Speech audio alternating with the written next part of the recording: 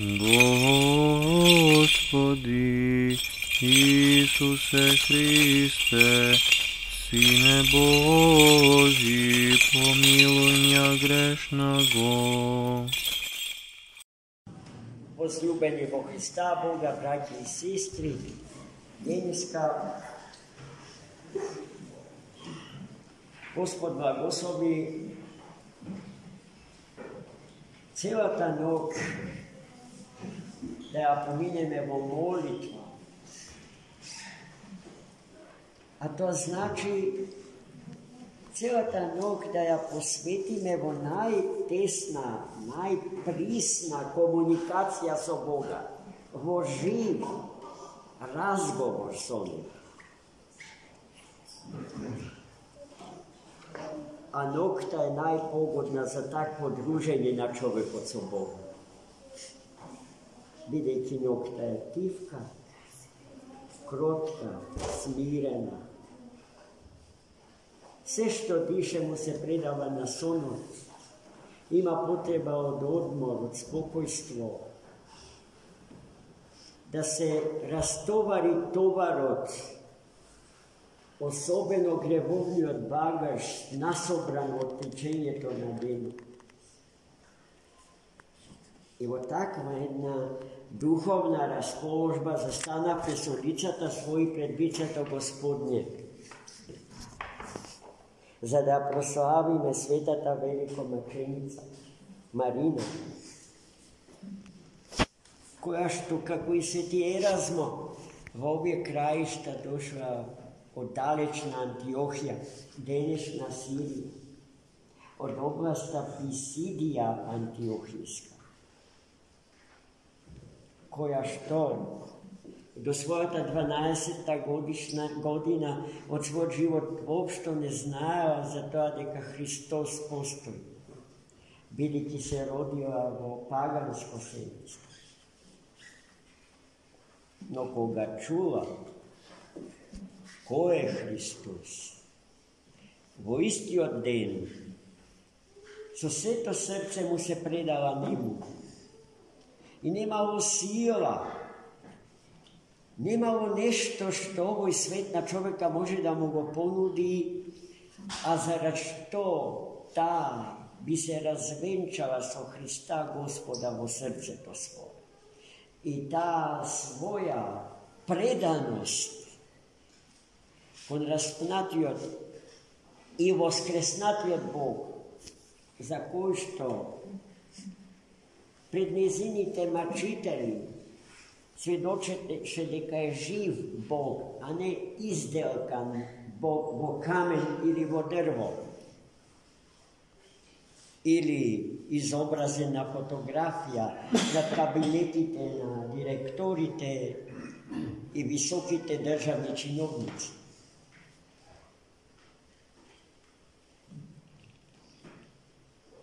Бог неа ја украсил пред се со духовна убавина, а потоа и со надворешна, телесна убавина, поради што мнозина ја посакувале. И особено лидерите на паганската аристократија, кои што сакале да ја имаат за своја жена, особено затоа што таа јавно се декларирала како христијанка. Но таа бракот со паганин го одбивал, поради што претрпе жестоки мачења. Одлично и веродостојно опишани во нејзината хагиографија. Денеска светата Марина, од народот уште наречена Огнена Марија, живее заедно со нас, бидејќи Господ благослови нејзините свети мошти да се нетлени, нераспадливи, да мироточат и мир во нашите души и утеха да носат. Делови од нејзините свети мошти се чуваат на Света гора Атонска A vo najgorem del od njezinato sveto telo se čuva vo sosedna Albanija,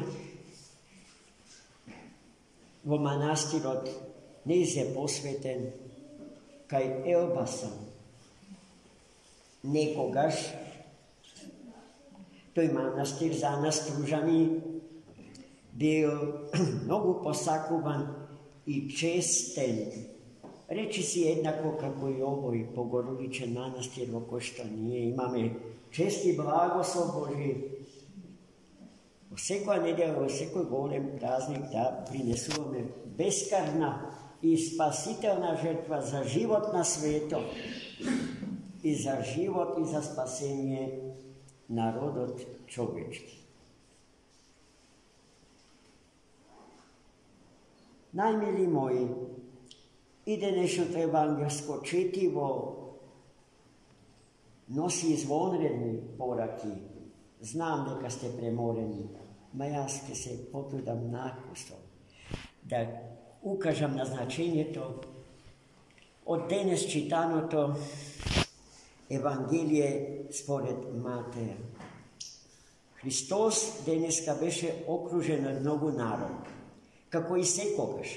Ama ne sekogaš, kako ova Evangelije se dava i točna procenka na prisustvo to na verni okolo Hrista.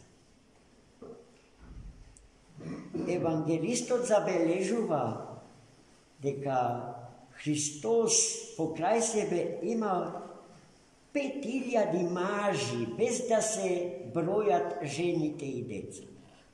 Pa evo сега predstavite si na kakav narod Hristos mu se obraća.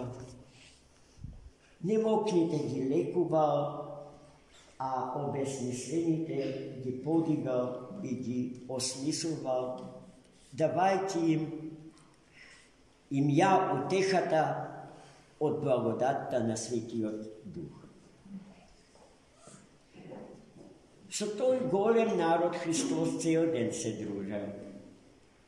И гледайте, не само што не му досадувал да биде со илјадници луѓе околу себе, туку тој целосто им се предавал и како да не водел сметка за времето што непоткупно истекува. Веќе сонцето заоѓало, апостолите дошле загрижени кај Христос и му дали до знаење дека тој голем народ е прегладнет и изморен, а денот заоѓа. Па го замолија да ги ослободи, да отидат во блиските села, додека продавниците се уште работат, за да се закрепнат со храна и питие. Но Христос, гледайте, им вели, па добро, зошто така? Зарем така треба да се реши прашањето за гладта и жедта? Па дајте им вие тоа што имате. А Христос како да не знае што тие има. Но тие го соочиле со фактот дека располагат со многу малку храна. Само 2 риби и 5 лева. А со таа храна не можете да нахраните толку илјади луѓе. Тогаш Христос побарал од нив да му ги донесат 2 риби и 5 лева. Светите апостоли не воделе инаед со својот учител, да му докажува дека прави безсмислени глупости. Нешто што нашата умна логика веднаш би ни го кажала. Би го квалификувала како глупост. Со 2 риби и 5 леба да нахраните 10 и повеќе илјади луѓе. Но тие отишле и ги донесле. А Христос ги благословил и им заповедал да им ги разделат на луѓето. И тие тоа го направиле. Безпоговорно, послушно, од љубов кон својот учител. Krajniот резултат на таа послушност и благословот Божии е невиденото умножување на храна. Сиот народ бил нахранет и напор. И многу кошеви отпадки од храната подигнале. Светите апостоли, они кои што ја служеле истата. Денеска, најмили мои, се соочуваме токму со тој проблем. Тој проблем на човештво. Храна, водата, енергенсите. Логиката на современиот ум укажува на тоа дека уште многу малку ресурси остануваат на планетава Земја. Кое е решението? Да се десеткува родот човечки. Ако денеска на планетата Земја живеат околу 8 милиарди луѓе, според нивната проценка, ќе треба негде околу 5 милиарди луѓе да се ликвидира, за да може другите да обстанат да живеат, за да ги има. Таа златна милиарда, за која што лидерите на новиот либерализам секојдневно ни зборува. Зошто е сето тоа така? Затоа што тие луѓе не сакаат да постапат како што постапија светите апостоли од денешното Евангелие. Затоа што Бога го исклучи. Бог им смета. Ако Бога го има, вели на едно место Сартар, не сум слободен. За да бидам слободен, Бога не треба да го има. А мојот ближен, истиот тој философ, тврди дека е мојот пекол. Јасно е дека за да се ослободам од пеколните маки што ми ги носи другиот, треба да се ослободам од другиот. Оценката е дека 5 милиарди други треба да се убијат, за да може другите да живеат.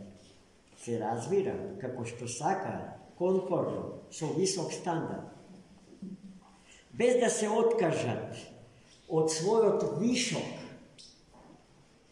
Еден друг голем мислител на векот што измина, Александар Солженицин, на светот му понуди решение за тоа што не наоѓаат решение. Прекрасната христијанска особина, човекот доброволно да се самоограничи. Колку? Како? До степенот на вистинските потреби. А се што е вишок, се што е повеќе од тоа, значи дека е украднато од оно што нема. Ајде да му го вратим. И така ќе се постигне прекрасна равнотежа. И не 8 милиарди, драги мои, туку 100 милиарди луѓе ќе можат комотно да живеат на планетава Земја. Такви се процентите на вистино љубовните научници. Оние кои што не се себични и кои што не се плашат од животот, и особено не од животот на други. Еве го решението.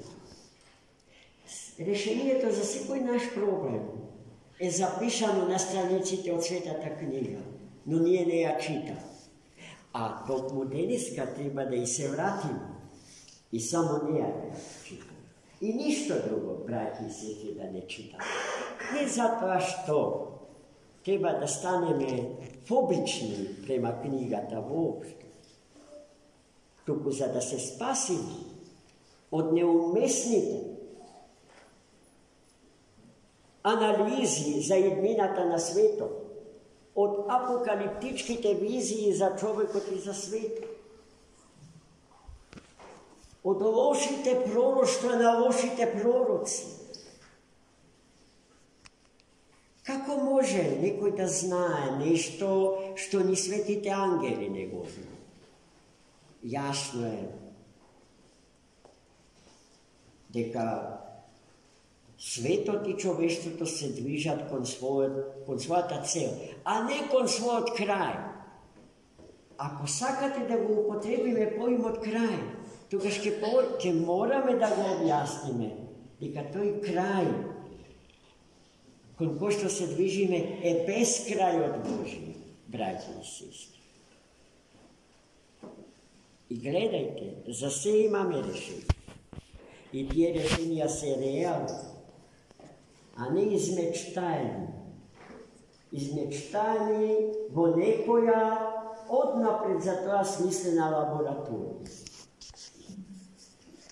А прва и најголема лабораторија, промислена за таквите злокобни представи за крајот на животот, е умот човечки, опеколен во часот кога Бога сме го истерале од срцата наши.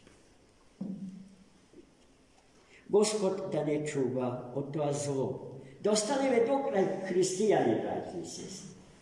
Докрај христијани. Деца на живиот Бог. Деца на живиот Бог создадени за вечен и несмртен живот. Амин. За Бог.